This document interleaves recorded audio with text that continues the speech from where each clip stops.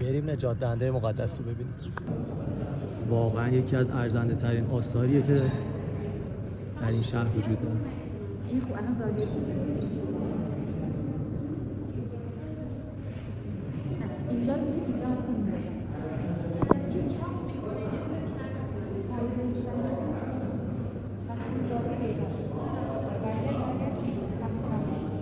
میرسیم به آدم‌های بدکار و جهنم.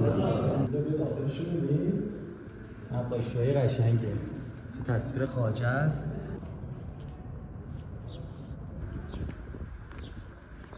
بچه تمایز این کلیسا با کلیساهای ارمنی سایر جاها دقیقاً گنبدشه.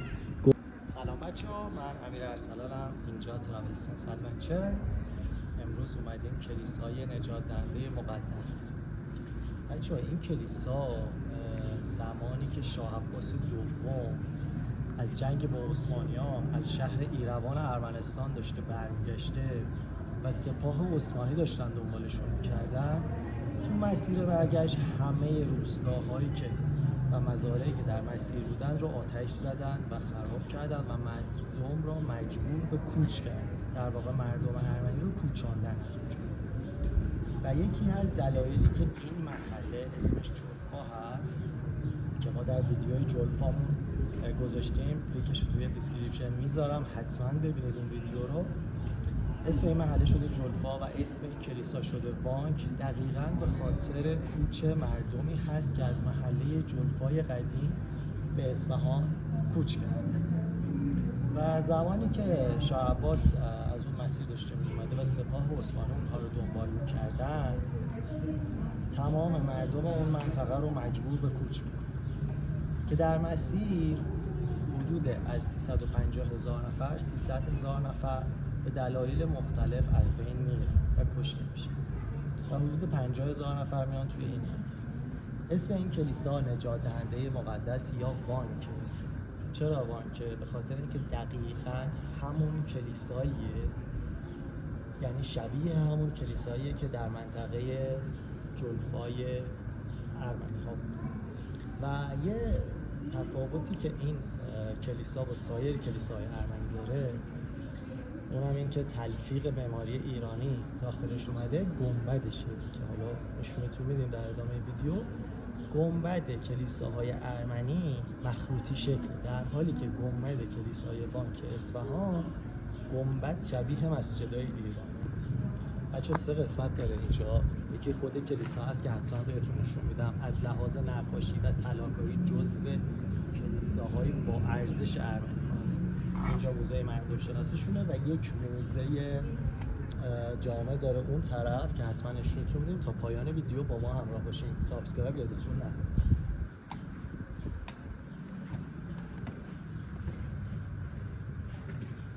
بچه این نقشه رو ببینید، نقشه سقوط جلفای قدیم. زمانی که در زمان شاه عباس اینجا ایروان پایتخت ارمنستان بوده و ارمنی ها بودن که از اینجا کوچ میکنن میان به شهرهای ایران که اکثرشون میان به اصفهان. این نقشه کوچیه که این سرزمین ها سقوط شده، از بین رفته. البته الان ساکنین اونجا زندگی میکنن ولی در اون زمان از بین رفتن. این هم مثل شهر فرهنگ قدیم ماه. رو به داخلش رو ببین، نقاشی‌های قشنگه. تصویر خواجه است، شاه عباس دومی پایین.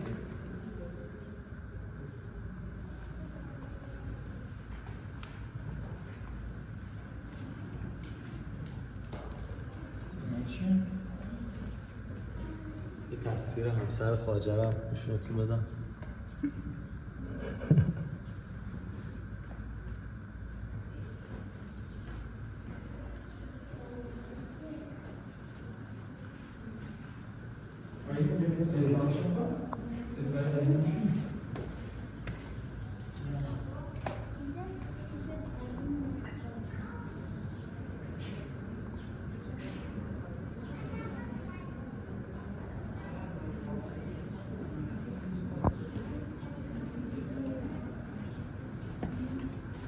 بچه اینجا قسمت هنر و صنعت ارمنی هایی بوده که از جلو قدیم این هنر و صنعت رو وارد ایران کردن.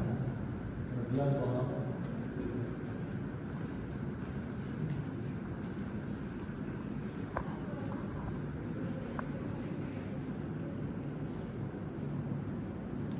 خماجه‌های هاون و کوزه هم که برای ریسندگی استفاده می‌کردن.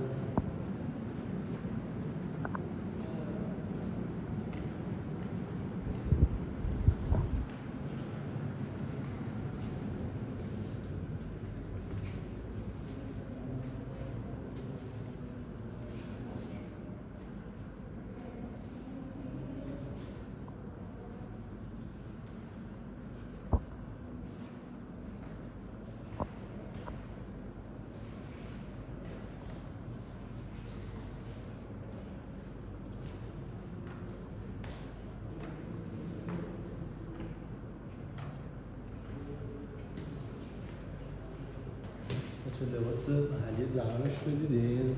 زنان هم اینجوری لباس میشن، خیلی جذابه.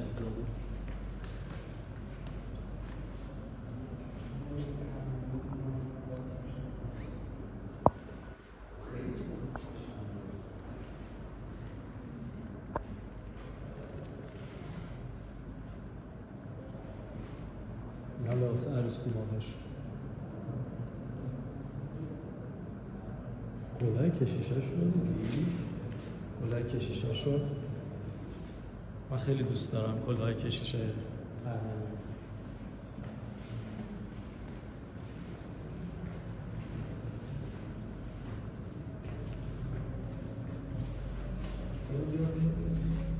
یه حسچه که توش در حسچه تعمیر بودن رو می‌بینیم. بچه این حسچه ها تو کلیساهای الان هم استفاده میشه، غسل تعمید میدن پدران مسیحی.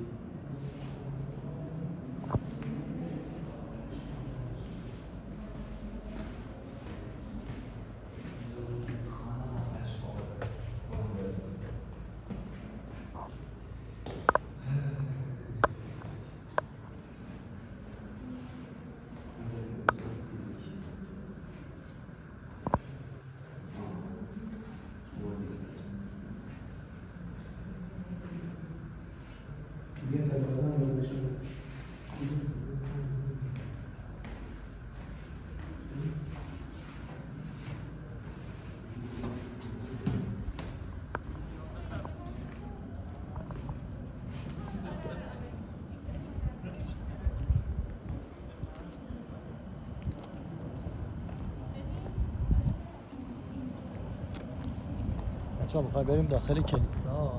داخل کلیسا نقاشی‌های فوق‌العاده‌ای داره که منجی مسیحی‌ها حضرت عیسی از زمان تولدش تا به اوج رسیدنش رو نقاشی کردن. بیایم بریم.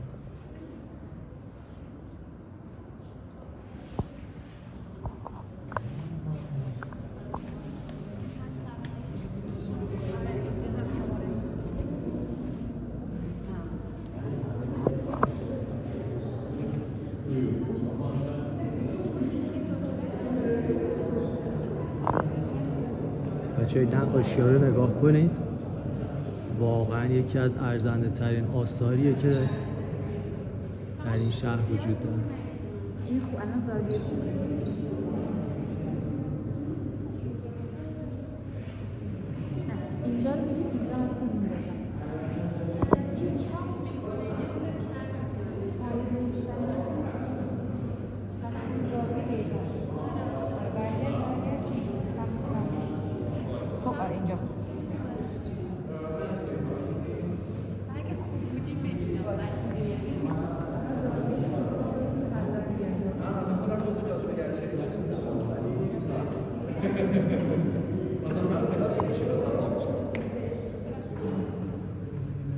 بازخواهی میکنم فلاش گوشی ها رو لطفا خاموش کنید.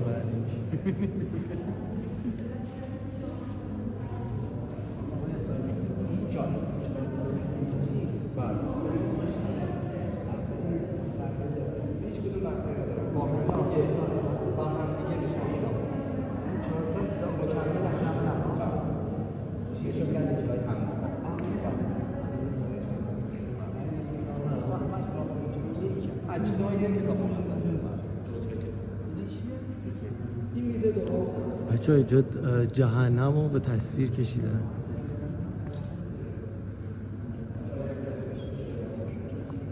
واقعا سلیقه خوبی داشتن تو نمایش کشیدن.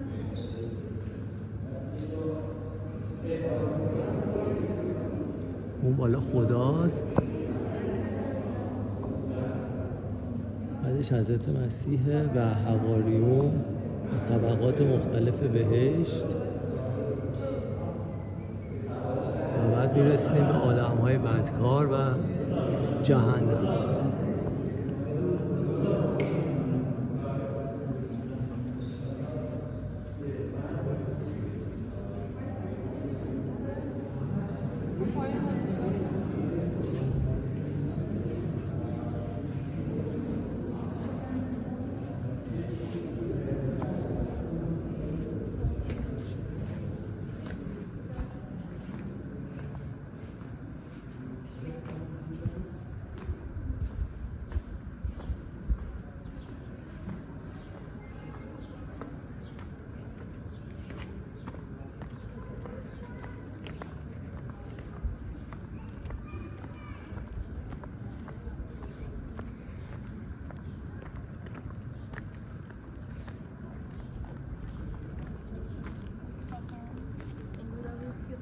بچه تمایز این کلیسا با کلیساهای ارمنی سایر جاها دقیقاً گنبدشه.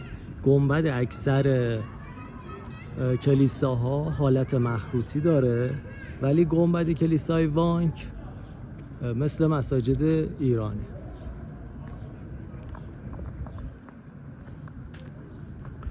خب این موزه هم نشونتون بدم. توی این موزه از نسل کشی ارمنی ها آثار مختلف و زیادی هست. میدونین که ارمنی ها با اومدنشون چاپخونه رو هم در اصفهان اولین بار آوردن و شروع کردن آثار رو چاپ کردن. مثلا شما نگاه کنید فرمان شاه سلیمان،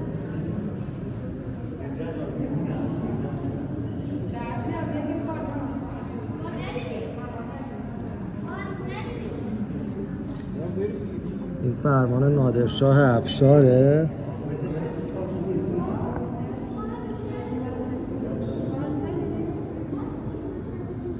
خیلی خوندن این سخته، وگرنه براتون میخوندم چه فرمانی داده.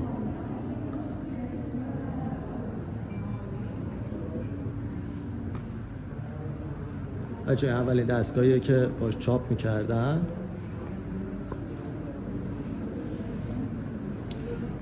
و کتاب‌های مقدسشون که به زبان ارمنی همینجا در اصفهان چاپ شده.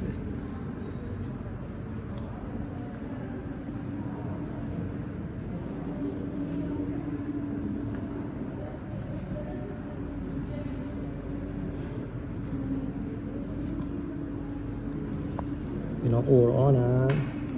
قرآن کتاب مقدس اسلام و این هم انجیل کتاب مقدس مسیحیان. این کتاب هم تو مراسم های کلیسایشون خونده میشه، مثل مثلا نهج البلاغه ما یا همچون چیز. این هم زندگی نامه روحانیون رو توش نوشتن. در سال 1661 میلادی نوشته شده. و این هم یه انجیل دیگه مال سال 1633.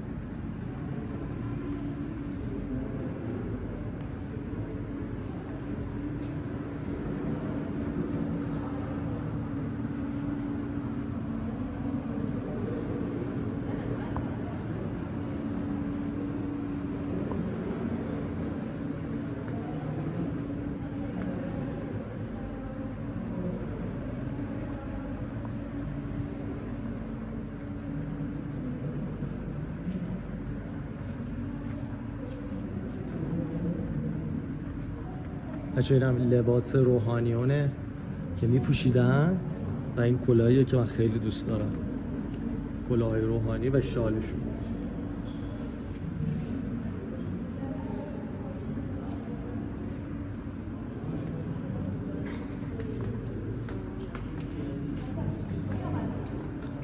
این هم که شام آخره که روی چوب ملبد کاری شده.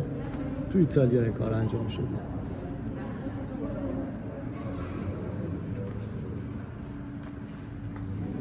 این هم یه لباس روحانی دیگه است، کلاه اسقف‌های ارمنی. به روحانیونشون میگفتن اسقف.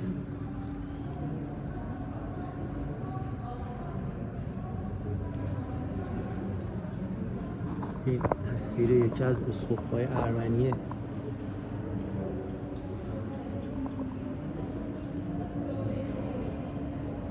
به نام گریگور مقدس در سال 1896 میلادی.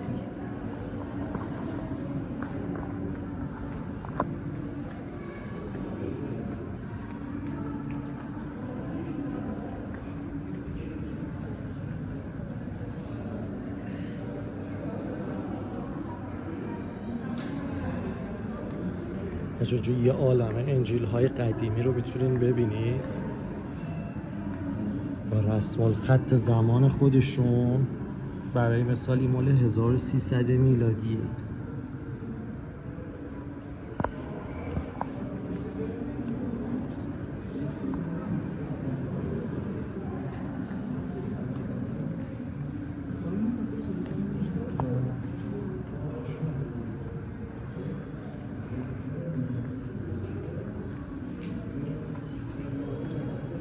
تابلوی تولد حضرت مسیح قرن 17 میلادی کشیده شده.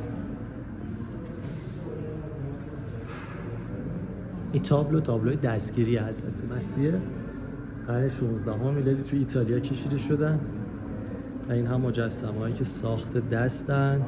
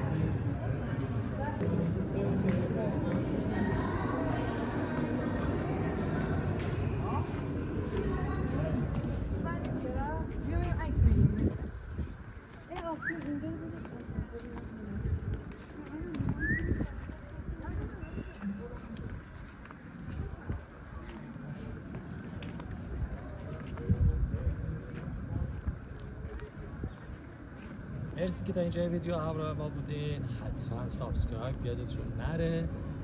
به ما توی کامنت ها بگین که دوست دارید کجای اصفهان رو دوباره نشونتون بدیم و برای دوستاتون بفرستین. تا ویدیوی بعدی، خدافظ.